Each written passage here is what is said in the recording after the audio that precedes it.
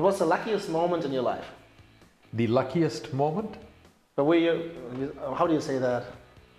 The luckiest moment was when I got this email from this amazing TV host in Germany called Martin. Said, "Will you come on to my show?"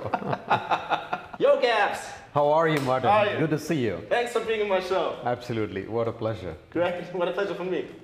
Cool. So you wrote a book? I did, yes. What is it about? Well, the book is called From the Internet to the Inner Net. And the whole idea behind the book is, well, all these technologies are amazing. The most important technology is here. Your body, your brain, your breath, your consciousness.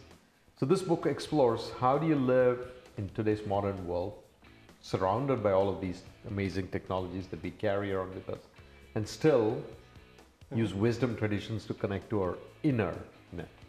How do you do that?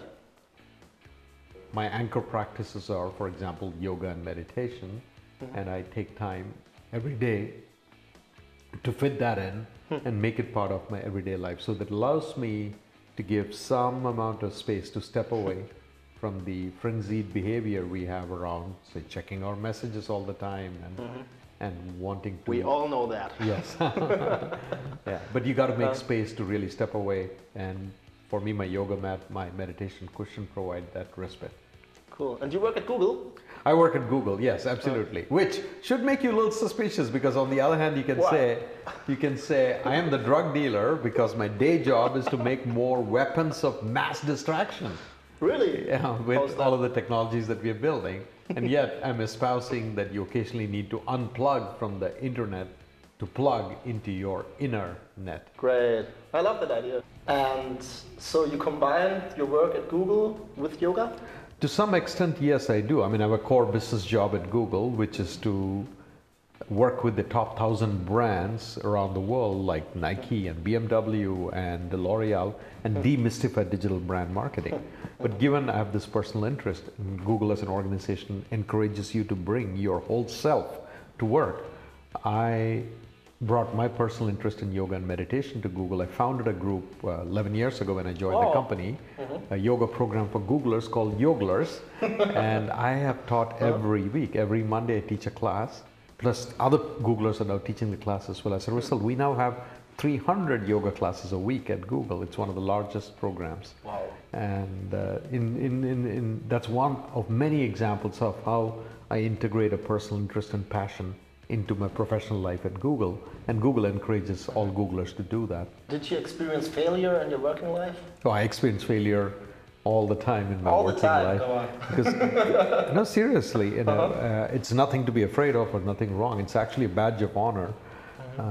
Part of the reason a company like Google is successful, people at Google are successful, is we try big things, we try new things, and there is no data or proof when we start these projects whether they'll work or not.